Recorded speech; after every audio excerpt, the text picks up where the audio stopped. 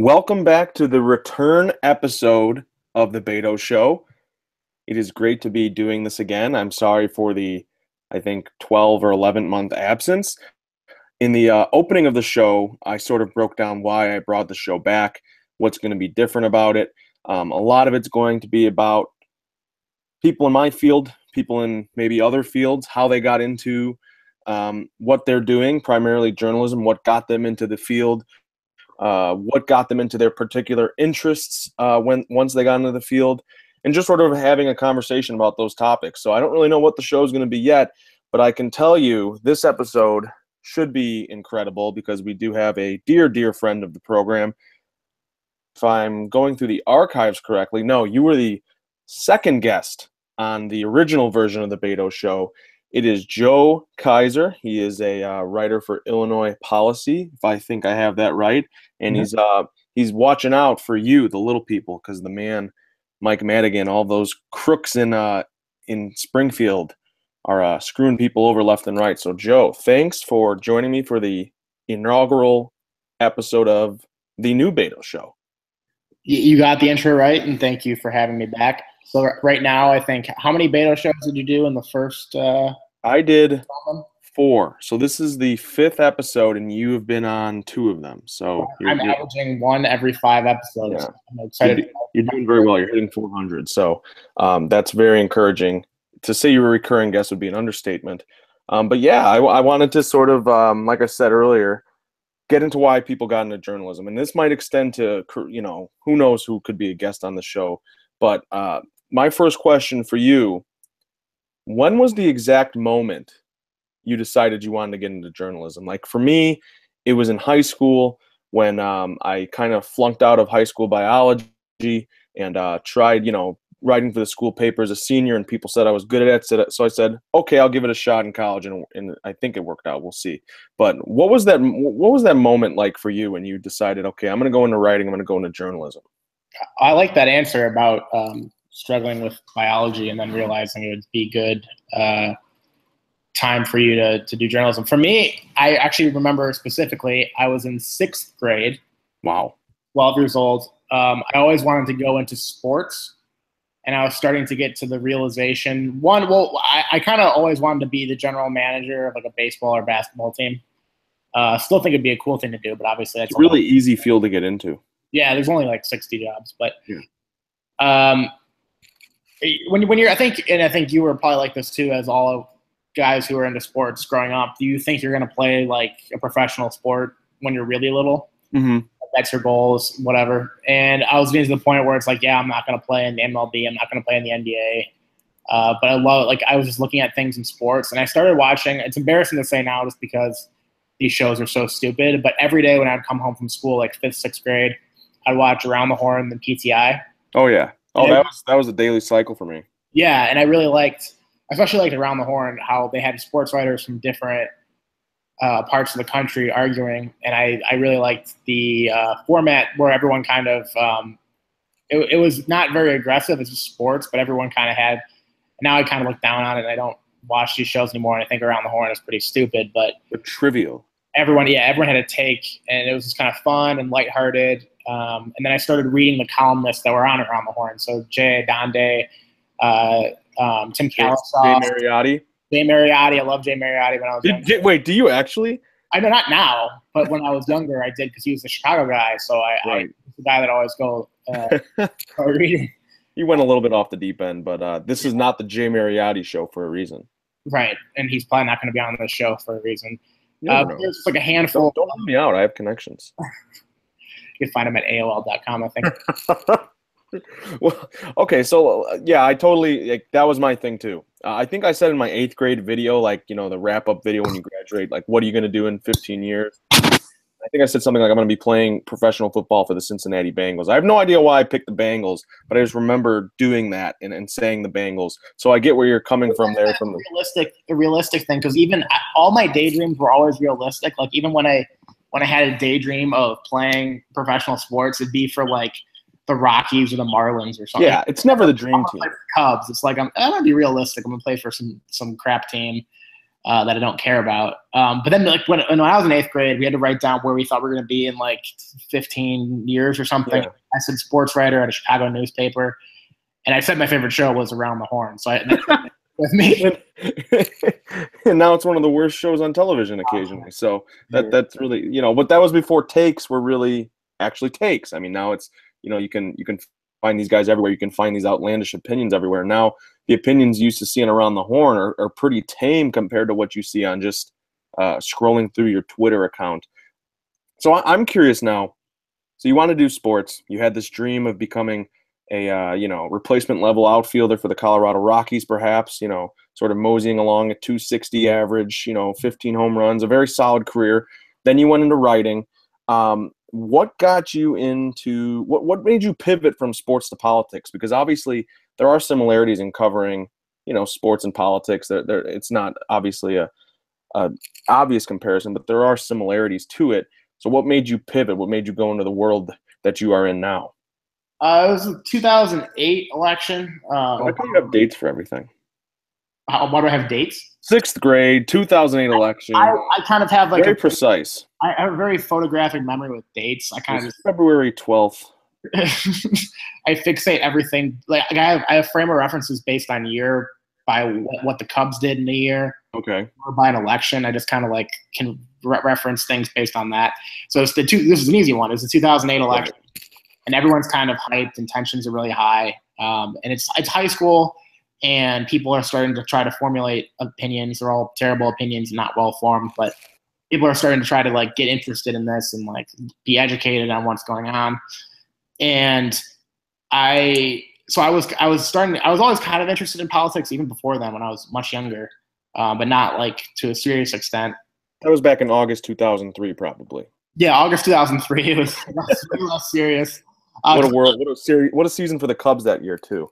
Yeah, exactly. I remember because my dad's really into politics, and I remember him always watching the news and stuff. But I started to formulate some like very, very trivial opinions, and then there was this congressional candidate that came and spoke in my high school named Dan Seals. Dan Seals ran for Congress in the same seat 3 times: 2006, 2008, 2010, and lost every time. And so he was a Democrat. He was running against a Republican, Mark Kirk.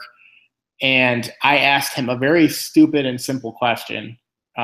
This was right around when Obama was getting some criticism from the right about how he told, you remember Joe the plumber? Oh, yes. Yeah. I do remember that. Yeah, Joe the plumber asked him about like taxes or something. The question wasn't good either. And then Obama said something about the key phrase in there was spread the wealth around. And I asked Dan Seals, this was big news of that week when this guy came to speak in my high school. I asked him what he thought of that, and he had some convoluted answer, very politician-y answer. And then after that, I asked that question. I was leaving the room, and someone from Mark Kirk's campaign walked up to me and said, "Hey, would you want to get involved and walk doors?" So I didn't still have very passionate opinions. I was still learning stuff, but I said yes, and I volunteered in that election. And then from there, I got involved in another campaign for the next election cycle, and I got involved with like a lot of youth activism stuff just from meeting people on the campaign. And then I guess the writing and the politics kind of intersected sometime around 09, 10 when I was in high school, because I was also writing for a local paper, Pioneer Press, from my freshman year. Fine publication. Yeah, it was a good experience. So then I started writing both sports and politics for the Pioneer Press. And by the time I left high school, I was still kind of undecided about what kind of field, like what I wanted to write about and do. I always liked talk. I got really into talk radio in high school. I was really into Glenn Beck, and I love that kind of entertainment style of it wasn't the news, it wasn't being a journalist, but I love talk radio and how it was like entertaining but also informing. Would you say Sean Hannity inspired you? What's that? Would you say Sean Hannity inspired you? I would say Sean Hannity maybe negative inspired me. Oh, okay. That's not the answer we were hoping for, but okay. Please continue.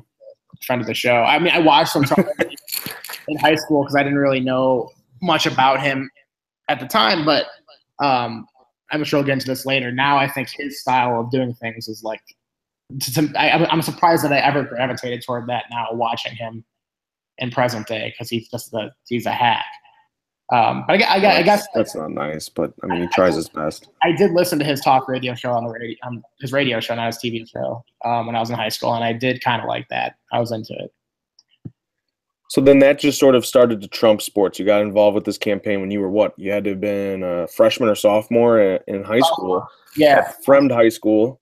And so that, and then you just sort of went into that world, and that was, that sort of led you to where you are today. Then, I mean, was there ever a moment where you said, wait, whatever happened to my, sports track?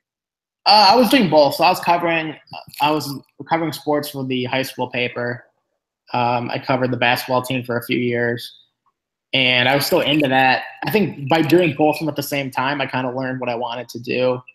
I was working campaigns. I worked school board campaigns. I think one of the big things for me was I interviewed a bunch of Republican gubernatorial candidates in 2009.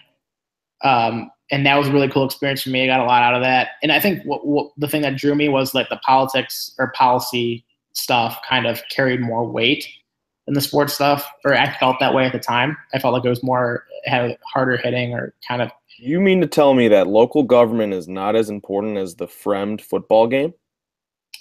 It is more important. That's wow. Yeah, so I started. Okay. Well, someone has a difference of opinion here, but that's fine. You put it into your context. I put it into mine. Yeah, so by the time I got to college, that's kind of what I was into. But I mean, even into college, was changing my mind all the time. Right. And for people who don't know, Joe was actually one of my very first editors at the Marquette Tribune. So we were colleagues, and then we became roommates, and here we are today, years later. But I was going to introduce you originally as the Chicago Dogs beat reporter for Illinois Policy. Why don't you give people a little bit better indication of what you're doing there now? So my my title is actually writer. So when you said that's 100%. That's actually the title. That's a wow. My title is writer. I didn't even look it up. Good. I thought you did. Oh, no. I didn't put much research into this. So my job, Illinois Policy Institute, is a free market think tank in Chicago and Springfield.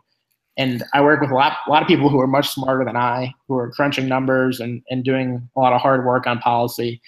And my job is to do storytelling based around our policy pillars and our agenda, things that we're advocating for. So you mentioned the Chicago Dogs. Something I've written a lot about at Illinois Policy is coming out against stadium subsidies, giving billionaire sports owners taxpayer money to build stadiums.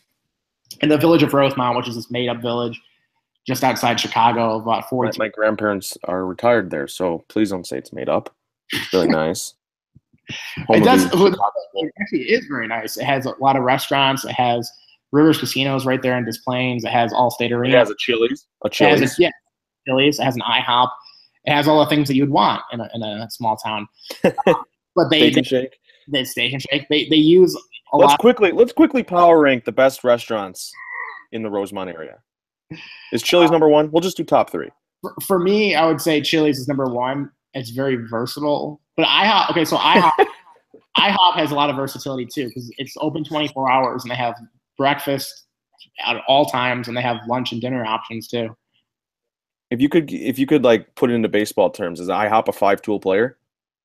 Ooh, IHOP's like a bad 5-tool player. Like, it has all these skills, but it never really put it together. Okay, if that makes sense. It's like what's a good? It's like the lasting. I don't want to say it because he's been on my podcast. Yeah, say it. He's like the Lastings Millage of restaurants. Yeah, I mean, it's a good attempt to plug the Scott Podcastnik, which is a baseball podcast run by Joe and our other former roommate, Chris Chavez. They had Lastings Millage on an episode. I think that's one of your most listened to episodes too, and you just you brought him up and blasted your one of your best guests. He's a great guy, and he's very skilled. I'm just saying, IHOP has a lot of potential, it has a lot of skills, but it's not like a superstar. I mean, you like IHOP, right? I'm an IHOP. I can dabble in IHOP. I'd rather go to the Chili's. I'd have Chili's number one. Well, Chili's serves booze too, and you get that cookie skillet, and that's it. That's game over. I don't care. You can give me anything else. The cookie skillet's number one for me. But okay, let's get back on the tracks here. That's one of the things you write about, stadium subsidies. That's part Yeah, of. that's just a small thing, but I'm just saying my Yeah, job you is have an agenda at where you work, where you're writing about policies that Illinois policy agrees with, pretty much. yeah. So it, if you just look at like a white paper of like numbers and budgetary stuff, it's boring. So my job is basically to take that kind of information and put a human element to it, put a face to it, make it compelling. So I'm writing. I host a web series called Forgotten Illinois, which we produce, or the goal is to produce one a month. We've come out with 3 episodes so far, and a fourth one coming out either later this month or early September. And that's to like talk to people in small towns throughout Illinois. It's just trying to like make human element, like add a human element to policy and see how policy affects lives. So, and how difficult do you think that is? Because that's a difficult form of. Is this a weekly article series or videos or podcast or something? There's not a consistent. It's Uh, just kind of whatever form works best. yeah, Okay. absolutely. It's Well, whatever. still, that's difficult to do. Take something that can be sort of bland and arbitrary, and something like in politics, where vast majority of people, don't really understand what you're writing about sometimes. How have you managed to sort of sit back and put some of the most mundane things on earth into a context that people might actually care about and read about? It's a lot of going out and meeting people. So I'm always messaging with people in our Facebook audience who come to us with saying, "Hey, my property taxes are crushing me. We're thinking of moving to Indiana or something," and then going out and meeting with them, talking to them a little bit more, taking a photo of them, and then we do like just that's for like a print piece or something, and just telling their story, and then other people relate to that. So property taxes are a big one because Illinois has the highest property taxes in the country. So you have middle income families that are paying as much as 5, 6, 7% in property taxes every year, which is a ton, thousands of dollars in property taxes. And if they just go to Indiana or Wisconsin or Iowa or Kentucky, they're paying a fraction of that. And that's one of the biggest problems that Illinois faces. And people are moving out of the state in droves. So we talk to people that are leaving their homes and they're sad about it because they just can't afford to live here. And that is more interesting, more compelling, that emotion to it, than just saying, hey, 38,000 people left the state, 2,000 people left it for Kentucky. They left because of taxes. Like those are the facts. Jesus Christ, they left for Kentucky? Illinois lost over 2,000 people to Kentucky in 2015. How many? Over 2,000. So I think it was like 2,200. That's probably like people in like Effingham. Well, yeah, but those are the parts of the state that get crushed the most, that have been really ravished in the last decade or so. Like Chicago's doing. I mean, Chicago's finances are terrible, but Chicago looks fine if you walk up and down the street. Everything's okay, and there are tourists, there are people commuting to and from the suburbs. Beggars Pizzas are popping up like no other. The Beggars by Union Station. There's a Beggars on the south side and 35th and Shields. Business is thriving. Right. So you think everything looks okay, but that's kind of the area that's insulated from terrible public policy. If you go out of the loop in River North, downtown Chicago, all of a sudden you get to the other neighborhoods of Chicago, like on the south and west side, and things don't look good. Then you get farther away from Chicago, you go south, businesses are leaving, there are abandoned homes. So those are the people that are affected by terrible public policy, not the rich people that can afford to live downtown. So those are the people that are fleeing the state. Those are the people that are causing Illinois to drop in population and decline every census. And that's like a big part. The migration thing is like the biggest indictment of Illinois, that people are choosing to leave to live somewhere else. So just especially Kentucky. Kentucky is a great place, though. I mean, you can say all you want, but their property taxes are low. Have a really good business climate. They're kind of on the rebound right now, and they're probably going to be attracting more people from other states. It's just telling those stories about people leaving, or people thinking about leaving, or people struggling to pay their bills, pay their taxes, people who have been hurt by the criminal justice system in the state. That's what I do, opposed to just tweeting out facts about this kind of stuff, tweeting about numbers. And that's a lot different than like watching cable news. I think that's the hard thing. When I try to explain my job, it's really hard to explain to people. Because everybody thinks you're in the, opinionated, slamming the fist on the table circuit of idiots, but that's not that's not every publication. It's the same for sports. I mean, that's not every, there are publications that actually give a shit about having decent content that's actually useful to you and informative. So that's very encouraging. Yeah, that's like you would probably say. We were just talking about Around the Horn earlier, like Around the Horn, PTI. I mean, the biggest example that people criticize would be ESPN First Take or Skip Right. and Undisputed. Like those shows are that's like make your head hurt Yeah. watching stuff. But there are long form. I don't know what your favorite thing is, but like I was like Outside the Lines on ESPN, which I don't even know if it's Hannity. still going. I really like Hannity. I just like poking the bear on Hannity. And But yeah, Outside the Lines is good, of course. That they have that E60 series. yeah, But for sure. yeah, it's tougher now, obviously, and that's what's cool is that you're putting it into a perspective that people might actually say, "Oh shit, this." I mean, when you said people are leaving Illinois, granted it's only 2,000 people, but when you said people are leaving Illinois to go to Kentucky, that surprised me. So if you take anything away from this interview, we've got more to go, so don't worry. But my big takeaway is Kentucky's on the up. Hammer Kentucky. If you're looking for cheap real estate, Beto, Lexington is on Ooh, the up and up. ooh, okay. Oh, But so like what we were saying though about like people pounding their fists and on cable news and those like quick sound bites. And cable news is awful. So I never now for the last few years I never come home and watch Fox News or anything. I can't stand watching that stuff because it's just like a 5 minute thing about who can win and get the most sound bites in the quickest amount of time. It's just two right. talking at each other. But it's the same with us with sports, with Skip Bayless and Stephen A. Smith and all these shows where people are yelling at each other. And the stuff that we were talking about, like E60, 30 for 30, The Ringer, I would say, formerly Grantland did a great job of this. That longer form stuff is like harder to keep your attention. So that's kind of the thing that we have to figure out in my job is how to inform people while also doing it in a way that's entertaining and can keep their attention. So like the Cook County soda tax is a big issue right now. And we recently had a tweet where we had one receipt of 2 Budweiser tall boys, base price $4, and 2 bottles of Coke, base price $4. And there was 93 cents on the bottle of Coke and 56 cents on the Budweiser. It's like, that's quick. That's easy to understand. Soda is more expensive than beer in terms of taxes in the city of Chicago. Like we have to figure out ways, especially now with, I get most of my news from Twitter, trying to get people's attention that way. It's a constant struggle to try to figure out how to do that. You've got to get a reaction from people somehow. And I think that example you provided with the Bud Light and the soda comparison, that's exactly that. It's like, are you kidding me? I go to a 7-Eleven and I buy a tall boy of Bud Light that's, if you're a lightweight, it's going to have you off your feet in, 2 hours. And it's like, I can get a Diet Coke and it's the same tax. I mean, that's ridiculous. Mm-hmm. Yeah. That's more tax, I should say, not even. It's more Yeah. expensive. Yeah. So like that longer form stuff is always harder to get to people. And like the talking head stuff is always going to have the advantage of appealing to people.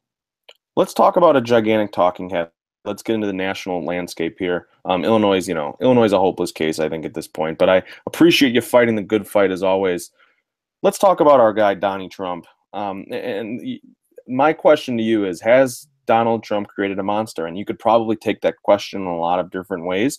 The way I'm thinking of it is, in future elections, do you see a political landscape where maybe famous CEOs like a Mark Zuckerberg or a Mark Cuban, or even like celebrities like Kanye West, The Rock, do you think that these people can pretty much just go on their Twitter account and say, I'm running for president in 2020 and, have a decent chance at winning an election? I mean, like you look at like in Michigan where Kid Rock, I think, is running for Senate. I mean, do you really want Kid Rock representing your state?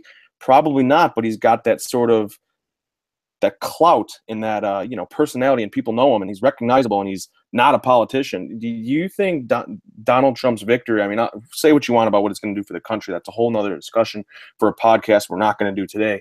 But in terms of just the election process now and who runs the candidates, has Trump created a monster in that regard? Yes and no. So I would say Trump is a monster created by certain conditions. So Donald Trump's toyed with running for president before, and he even did it briefly in 2000 in the Reform Party primary. but he doesn't really believe in a whole lot. But certain conditions, the biggest one being a desire to not have career politicians and to have an anti-establishment kind of figure, a dislike for politically correct culture, and then these subgroups that Donald Trump kind of attracted that weren't the main reasons that propelled him to victory, but kind of along the lines of the PC thing. There's obviously in the news this week, the white supremacist thing, like all these different kinds of subgroups that kind of just rose up and bound together, as well as, like I mentioned, the Rust Belt area of the country losing jobs and people leaving that area because they don't have opportunity. Those people were mad too. So there are all these disenfranchised groups that really crave somebody that wasn't a politician, and Donald Trump happened to be that person because of his ego, has been trying to run for president for the last 30 years, and he decided to do it this time. And he was smart enough, or not necessarily him, but his campaign was smart enough to find those disenfranchised groups, to find some way to market him that really appealed to a lot of people. And it happened to be kind of, am I allowed to swear on this podcast? Of course. It was kind of a clusterfuck because he is a We're gonna have to bleep that out.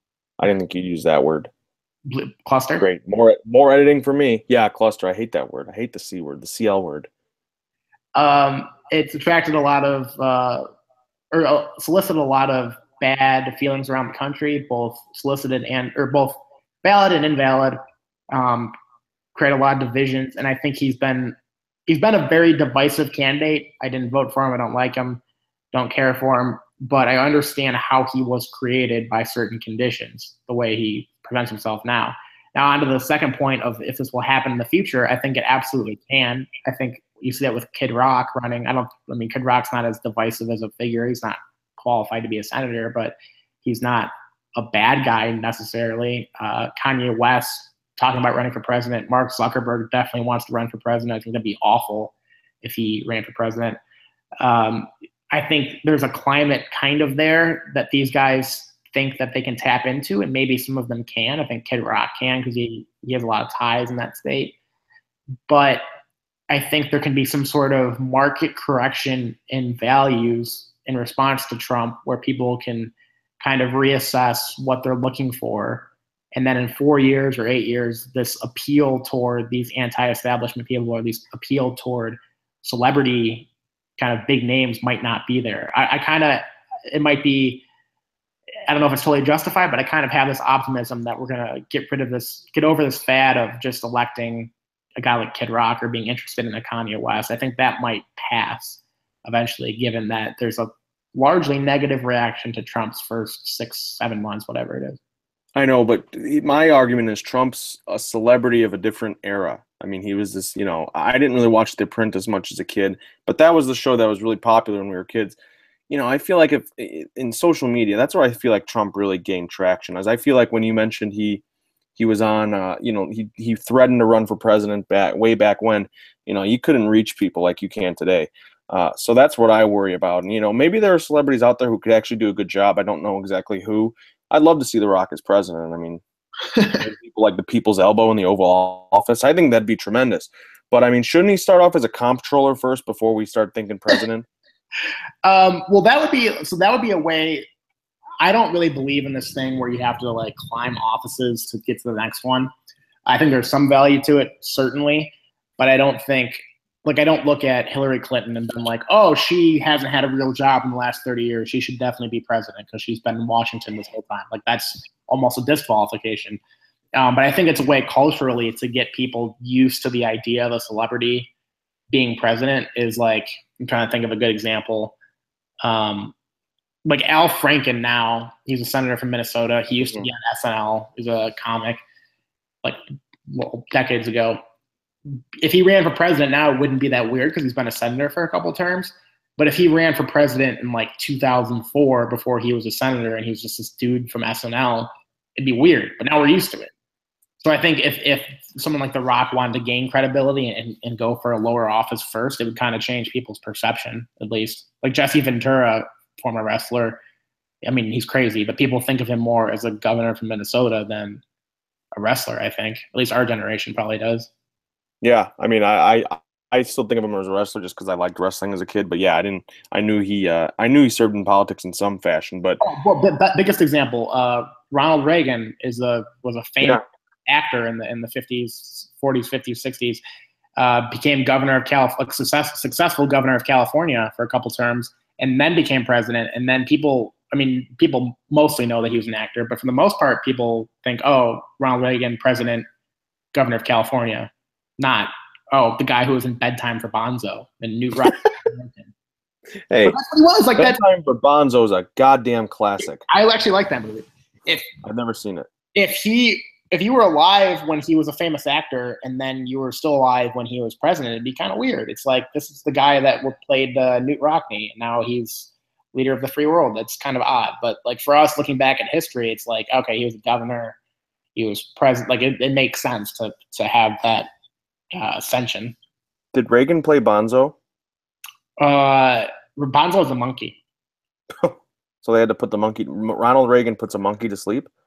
You have to see it. The monkey and Ronald Reagan are friends. Sounds like something on Pornhub, but all right.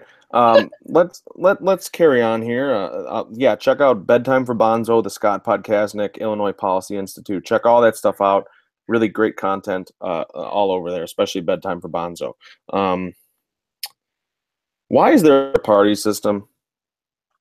You've heard me rant about this before when when we were in our dorm room or like I'm drunk texting you guys, but I kind of mean it in that I feel like the party system is so polarizing now that it's not finding the best policy and coming to compromise. It's like sport. It's too much like sports where it's like Democrats have to maintain their lead over the Republicans and vice versa. It's just I feel like politics has become too much about winning rather than compromising and collaborating.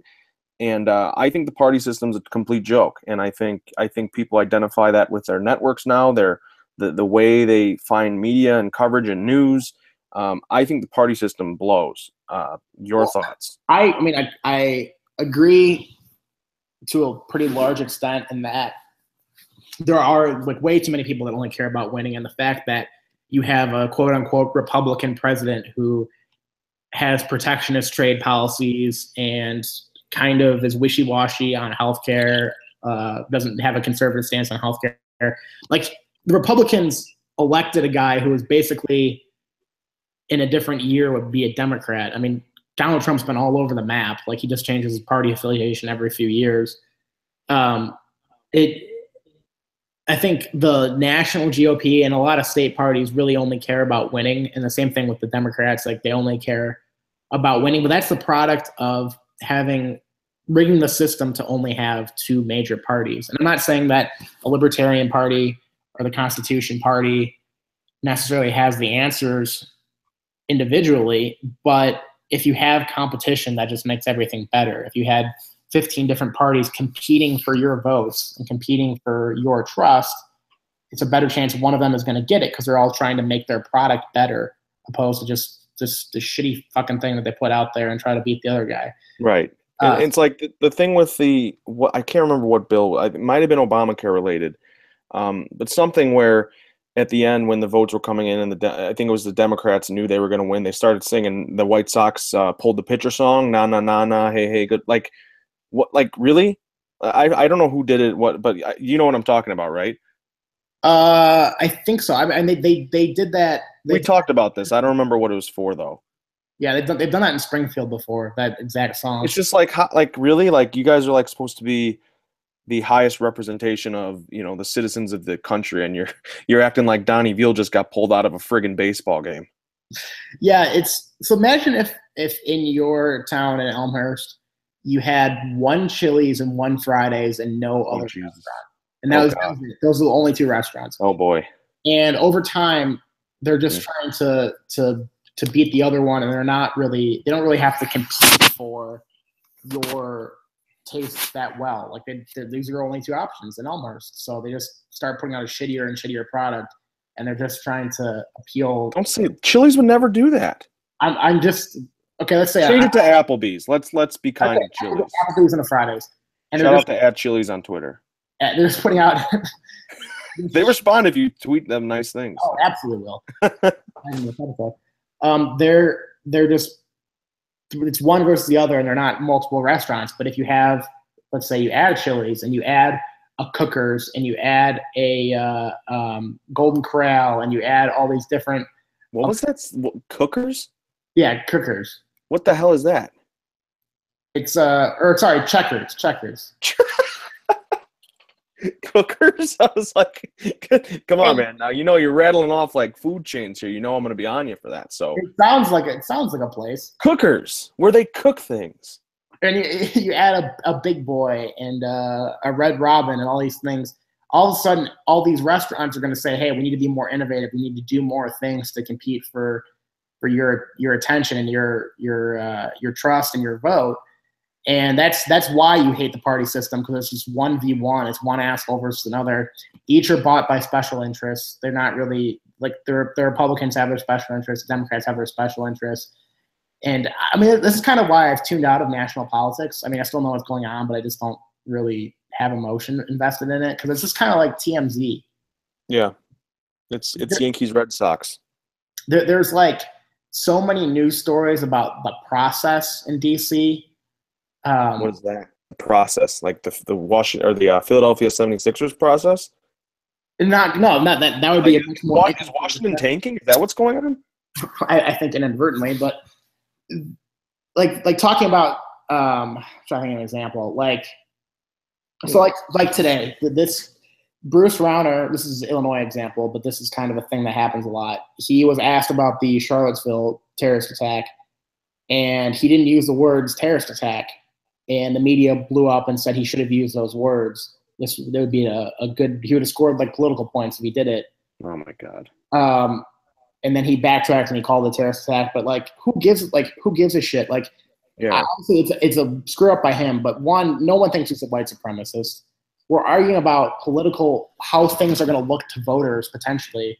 These people in what we call the political ecosystem talk about like who's winning the day politically, who like made a good political move on the campaign trail, who's probably winning the election. Like this is so much inside baseball, and it's disgusting. And it's kind of a turnoff to like talk about, that he's doing this event here, or like saying this is going to look good when he's up for re-election. Like, oh, you're saying that's going to look good for the people that are voting, like because they actually need to vote based on their wallet or something. Like just the idea of like all this he said, she said bullshit is a turnoff. And that's why I feel like go ahead. That's why this cable news is a turnoff, because there's stories about like who said what and like pointing fingers and yelling over each other that they're just trying to win the day. And you get these people who watch cable news every day and all they care about is like their side winning the day over the other side. And the national politics, the way it's presented now, is so far removed from real policy discussions that I care about it, but I have no real interest in talking about it with anyone, because they're just going to bring up bullshit like Trump tweeted this and Trump tweeted that. Yeah, Trump's an asshole, but I care more about, is he going to push for any real tax reform at the national level? And that's not good cable news coverage. It's boring to people. Right, and I think it's a lot of perception versus reality. I feel like a lot of politicians and networks think, hey, people aren't going to pay attention to this. They don't probably understand it. They don't care about it. That's for sure. So we're just going to do all these things that look good, when in reality, the country's kind of crumbling, and it's worse than a cooker's chain, because that clearly didn't last. Someone probably tried it, and it probably failed miserably. I feel like that might actually be a real restaurant. I got to Google that. We'll get back to you in post-production on that. Well, I wanted to ask you this, and it's a yes or no question, but I think it's a serious one. You can address it now or in the future. Yeah. Actually address it now. True or false? Are you going to be running for Illinois Congress in 2018? 2018? No. Yeah. Is that election year? I just said that. So it is. It's false. No. 100. No way. Are you sure?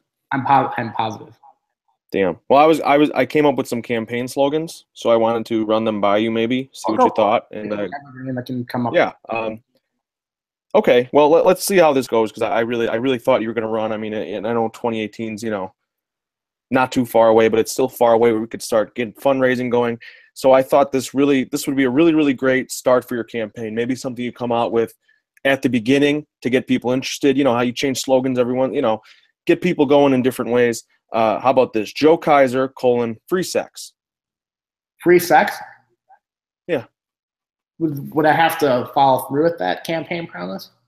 We'll see. We'll have to get a petition going. But I would say to follow up, for every person who votes for you, you'd have to put out. See, here's the thing: is Again, this is your first run in politics, so I'm figuring maybe not a whole lot of interest, but a good starter. Kind of like just a good little get your feet wet into the game. Maybe you might not win, you might not get 5% of the vote or anything, but something to get a diehard fan base. it'd be kind of gross to sleep with that many people. Okay. But Okay. if I don't, then I'm going to have that reputation of not following through on campaign promises that carry so many elected officials. And then they'd say, national news, commercials, the super PACs would be like Joe Kaiser, he doesn't put out. Yeah. So I don't. That's a good point. Tricky. That puts me in a really tough spot.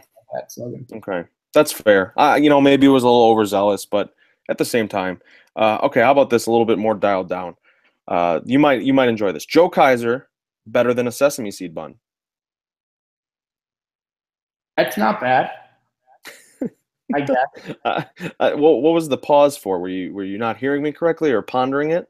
I was pondering it for a second because I don't know if I hold a sesame seed bun as something that's super good that I'm looking for something better than it. Sesame seeds kind of crumble and they get all over the place. I'd hope it's better than a sesame seed bun. I know, but if you think of on a burger, Kaiser roll or a sesame seed bun, I don't know. I'm more of a pretzel bun guy. Sesame bagel, I don't know. Pretzel bun's good too, but we're competing against ourselves now. What if there's a candidate named Joe Pretzel? What if there's a candidate named Joe Sesame? Then we're fucked. But hey, it can play both ways. So okay, all right. Well, I'm just getting warmed up here with some of these. So you didn't like the first two. Yeah. Joe Kaiser, and this one's a little devious, putting the con in Congress. That makes me sound bad. Yeah, but sometimes the bad guy is the one you root for in the movies, right? I guess if that's what the country is looking for at the time. You could say people are rooting for Trump, he's the bad guy. Maybe he wasn't so blatant about it, but I could argue he was. That's true. But his campaign slogan was so simple and easy to rally around. Make America great again. Everyone likes great. People are voting for something for America. And it's like returning you to where the country should be. It was so simplistic and perfect. Make America great again. I love it. I have a hat. I bought it just for fun. I never wear it, but Did you really? Yeah, I have one. Well, I got it as a gag gift, but then I kept it for myself. So I didn't vote, so you can't even accuse me. You can check my records. Mr. Illinois I saw this guy, this little kid, maybe 7 years old, at LaGuardia Airport in New York a couple months ago. He was wearing a polo and shorts up above his knees, and he had a "Make America Great Again" hat on, and he was playing on an iPad. This kid must have been in first grade. Wow! Hey, they start him young these days. He definitely gets beat up at school. You think so? That's something. Do you think, what if you have a child and you come from I don't know. This is sort of deviating here, but are you ever worried about whenever you have a kid, little Joe Kaiser roll, better than a sesame seed bun? Do you ever worry because sometimes they do someone was telling me a couple days ago they did a class election prior to the the actual election, and 28 kids voted for Hillary, 2 kids voted for Trump, and even if it's not as polarizing as Hillary and Trump, but just a Republican and a Democrat, and your kid's on the minority side, do you ever worry about the kids kind of not getting bullied or beat up, but it's such a judgmental environment now, especially in the education system? Do you ever have worries about that? I would think maybe, yeah. No matter what I feel like people are becoming douchebags at a younger age, if that makes sense. Yeah, I agree. I don't know how old it would be. There would be a certain age where they'd be old enough that I'd have confidence in them and not worry about them having a minority opinion. But there's definitely 6th grade, 7th grade, when you're still forming your beliefs, and I don't know. That's just something I think about, given where society's going, where it seems like it's so polarizing and sensitive and segmented.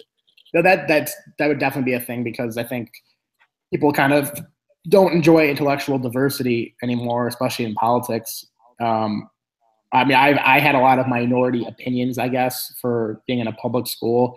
But also, the thing that irritates me about that is you should never get mad at somebody because of an opinion they have or like views they have. If they're just different from yours and they're well formulated and they're well grounded and they make sense and they don't have any ill will toward it. You can be frustrated with somebody if they're just ignorant.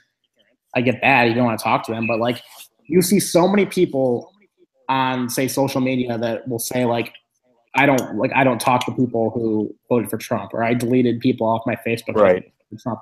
Like why? Because you read their Facebook status about Donald Trump and you can't coexist with that person, so you want to tune them out and live in a bubble.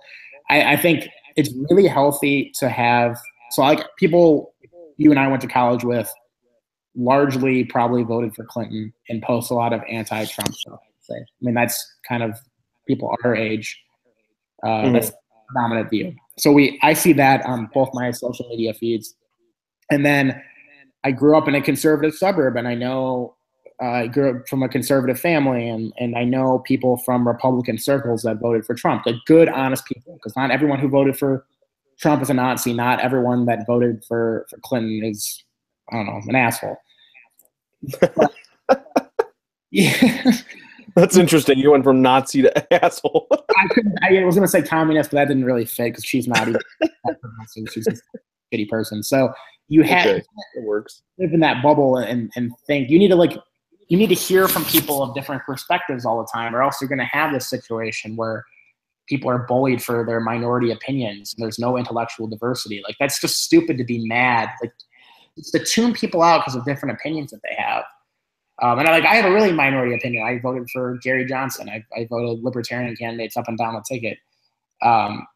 You have to be able to hear other opinions to understand where people are coming from, because if you understand where people are coming from, it just makes you smarter. It makes you more understanding of the world. If you just didn't talk to any Trump voter, you'd go through life thinking that they're all white supremacists, they're all hicks, and they're all dumb. But there's not that millions of people like that in this country. They're good, honest people that voted for Donald Trump. They're good, honest people that voted for Hillary Clinton. They all have their reasons for doing it. And if you don't think that I think you're picking on people. That sure sounds like a guy who's running for Congress in 2020. Okay, still no, but so just to give you an idea, people who are running for office in 2018 already have their campaign set up. They might not be declared, but they already have their cash and their. How do we know you don't? How do we know? It sounds being a politician would be awful. It would be terrible. Really? I would have to really care about the office. Look, I would run for school board at some point. I would be into that, but I wouldn't run for running for state rep. Sounds awful. Running for U.S. Congress sounds even worse. U.S. Senate sounds even worse. President sounds horrible. It's just 24/7. You have to be on. You have to deal with people in the media that are going to be hostile to you. You have to raise money. You have to be on the road, shaking hands. I would just really have to believe in the office that I'm running in, and believe that I'm the best person for it. There are people that I really like that are running for state rep or running for Congress or sometimes running for president. That I can get around that share my ideas, and that way I don't have to do it. But if I felt like I was the only person or the person who was best for a certain position and had the passion for it, then sure I would do it. But it's not a fun job unless you're egotistical and want to see yourself in that position. Well, that brings me to my last campaign slogan for you then. So when you run for, I guess we'll have to change it, but my last one was Joe Kaiser, what's a comptroller anyways? Now, I like that. If I ever ran for a comptroller, which I think one day might not even be in office in Illinois, there have been movements to eliminate it. That's not bad. I think people gravitate towards it. I think it's funny. Don't do that. You got to write something for that. I like comptroller. I don't know what it is, but I just love the name. Well, it's kind of redundant with the treasurer position in Illinois, so there have been movements to combine the two into one office. Oh, well, that's new to me. I hope they call it a comptroller still. Forget treasury. That's too normal of a name. Yeah. All right, so Joe Kaiser's school board 2020 sounds good. Well, would you run for school board if you don't even have kids? Do it. Be like the guy who runs the Little League Baseball League, who just doesn't have a horse in the race, just does it because he loves the kids. Having kids also sounds awful, so yes, but In Chicago, they don't have an elected school board. Rahm Emanuel gets to pick everyone on the school board. So right now they're trying to change that. There are people who are trying to change that so they can have school board elections. Because right now, just Rahm picks people and stacks the board with people he likes. Interesting. Well, Joe, you're going to put an end to that, I have a feeling. So we'll bank that last one for later. What's a comptroller, anyways? You come back to me. We'll do like a I don't know, 25-cent royalty fee for every billboard or little thing you put in your lawn. For each of those, I'll take the check whenever you're ready for that. Okay. Sounds good. Actually, how if I do run for school board someday, the slogan can still be "What's a comptroller?" anyway, because then people will be looking at their ballot and they'll remember my slogan and be like, "I'm not going to vote for comptroller. I'm just going to go straight down to school board." He told me what a comptroller was, and he's not even running for this. That means he's meant to educate. That means he's supposed to work for the school board. You got it. You're going to earn those royalty fees. Okay, I got one more for you. Rapid, real quick here. Joe Kaiser for school board. Touching kids. It didn't sound as good as when I said it. I like, yeah. Well, back to the drawing board on that. I think I didn't. TV ads could be the possibilities are endless for that. You don't know what I meant, like touching, helping them emotionally. I'm not even going to go there. Helping them with their education, inspiring them, making them more marketable for colleges. I'll ride around in an Astro van with no windows that has a nice smoke on the side. Joe Kaiser touching kids. And then on the other side it says free candy. Yeah, that's the tour van. Yeah. The Kaiser Tour 2020 school board, baby. If I ever run for school board, this podcast is going to come back to bite me in the ass. Ooh, you have to let me know and then I'll delete it. I guess you can't run for school board anymore. So you're off the hook, man. I saved you. Comptroller or nothing, man. Comptroller or nothing. I agree. That's a good one. Joe Kaiser, comptroller or bust. I think that'd be good. Comptroller or nothing. That shows you really want it. Like this guy really wants to be a comptroller. Like he's not screwing around. He doesn't want to be, House of Representatives or governor or, state senator. He wants to be a goddamn comptroller. And damn it, let's make it happen. Dream. What's that? My lifelong dream. When I was watching Around the Horn, my backup plan. After Tony Reali would throw the piece of paper into the garbage can to end the show, I would say, you know what, I like this, but I love comptrolling. Oh man. Okay, let's wrap this up with some rapid fire questions for you. I've got a few questions. Really, they're gonna range from anywhere. You'll see. So this is I think I called this segment Bato's Biscuits back in the day. Yes. I guess since we've already talked about touching kids intellectually, we'll stick with Bato's Biscuits. So the first one, real hard hitter. What's your social security number? It's 111 111 1112. Isn't a social security only like? I think you named too many digits. It's like 323. So I think you added a couple. I think you added a couple extra ones. Can I just let me get a pen and paper and could you repeat that? Sorry, it's 324. Oh, okay. Let me try again. 111. Wait, I need my pen and paper. Hold on. Okay, I'm good. All right, please. 111 111 11 11 1112. Yeah.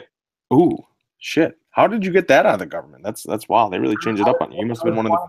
I was born in the 30s, and I got the second. Okay. So we could say you're reincarnated. That's another good campaign slogan. Joe Kaiser reincarnated for comptroller. Okay, number 2. A little bit of a different spin on this one. What's your favorite Christmas carol? It's only August, so I mean it's coming, but figured get excited for the season now. I hate Christmas music, to be honest. Okay. That's that's fine, but that's not the question. You were the guy who always decorated the door, the apartment. You and Chris. I don't remember putting any Christmas. That's probably Chris. I'm gonna go with Santa Baby as my favorite Christmas carol. We've already talked about touching kids, so maybe we shouldn't delve into why. But I'm just curious why. It's my favorite Christmas song. Santa Baby. It just is. It's the catchiest. Baby. Okay. Okay. No, we didn't need you to sing it. I just wanted an explanation. Okay. All right. All right. This is a bit of a philosophical question. So I've sort of warmed you up with a couple digits, a couple Christmas carols. Here's a philosophical rapid fire question for you. Would you rather live somewhere where there's nowhere to sit or nowhere to stand? How can we know where to stand? Got to make it work. Well, like, how can you do You can just like either you can only be on the ground or sitting. A cluttered room. nowhere to sit? See? Yeah. See? What if you just want to lounge? You can't even I stand. You can't I even go feel fall like asleep. I can't I blew imagine your mind. I blew your mind. place where there's nowhere to stand though. It's kind of hard to like you're crammed with a bunch of people. Could be crammed with a bunch of people, a bunch of objects. Yeah, I'll go with nowhere to sit. You cannot stand on your 2 feet. You're just whenever you try and stand, you just can't help but fall to the ground. Yeah, no, nowhere to sit. Nowhere to sit. Okay. Why would you rather sit than stand? Sitting's actually bad for you. If you sit for an extended period of time, So which is you're like 8 hours a day, it like takes time off your life. I read some article about this that you're slowly dying by sitting. That's great news for us journalists who typically spend their time Right? typing, sitting at desks, making phone calls, transcribing audio. Very, go. We go. You know what? You know what? I'm safe. I go up every day. I go to Dunkin' Donuts. There you go. That'll save you. So I think I'm saved. I get my little workout. Okay, good. All right, last one. Then we'll let you go on this. What do you think is the most overrated amendment? Most overrated amendment. Like something you would like if you saw it come up to the plate or like come up to like the whatever the stand in the big assembly hall, you'd go overrated. We're talking about the amendments to the Constitution. Yeah. The 16th Amendment is my least favorite. That's the income tax. Is that overrated though?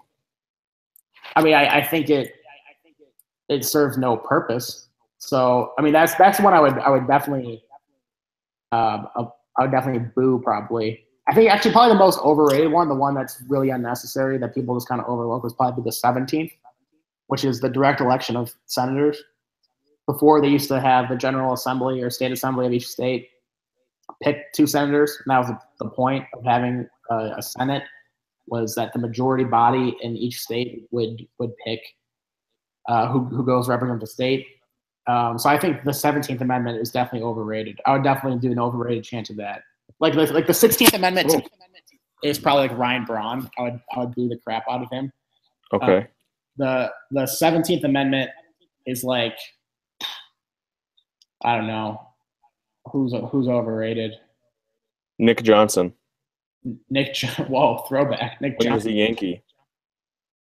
Yeah, yeah, sure. Let's go with Nick Johnson. That I feel like that satisfies some demons for you or something. You had that name It pretty. does. That's when I came up with the questions for this, I figured if I could get Joe to just kind of somehow politically compare something bad to Nick Johnson, the show would be successful. So we accomplished that. Who's your least favorite, most frustrating Yankee of your lifetime? Because I know you've been mad at Aroldis Chapman lately.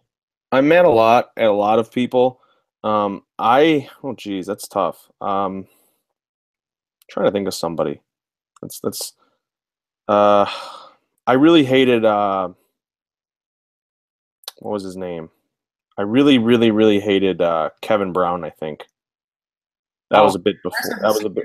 Chris hates Kevin Brown. Yeah, I don't like Kevin Brown. Chapman's kind of up there because he's just, he's annoying. There's someone else. Oh God. Oh my! I used to hate Aaron Hicks, and now he's kind of like good now. So You don't like Tanaka very much either. I don't care for a lot of those people. Yeah, and the only players on the Yankees I really, really like are like Judge, Sanchez, CC, because he's my type of people, if you know what I mean. And that's about it. Everybody else is kind of whatever. Oh, I hate Ellsbury. Hate Ellsbury.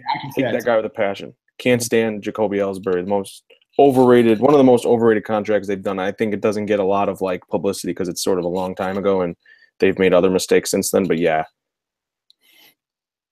So do you have any questions for me? That's how I'm going to end every show. Do you have any questions for me?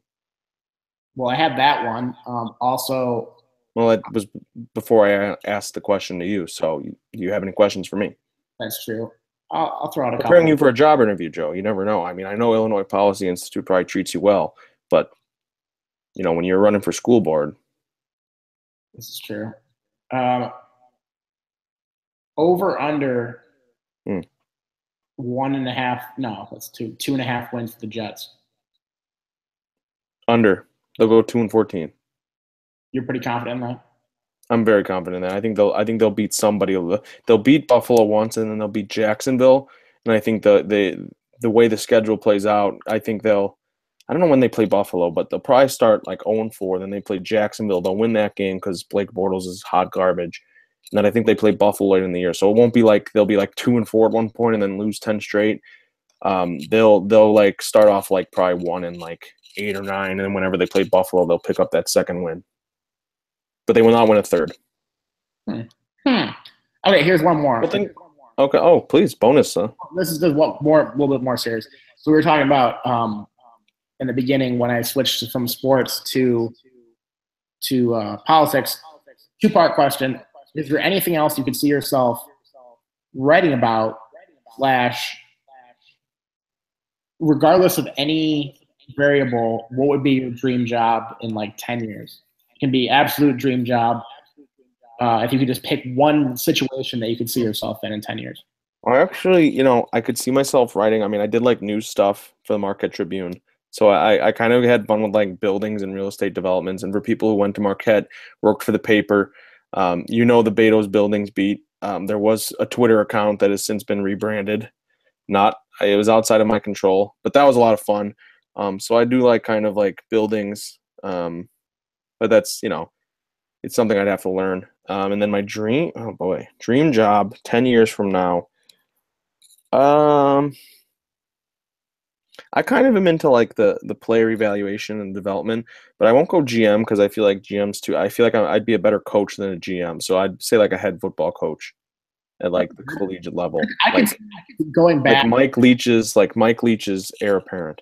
I could see you actually getting involved in that. I don't know if you'd ever become like a D1A head coach, but I could see you like coaching in high school and then in college somewhere. I think you could actually make that track a reality if you wanted to.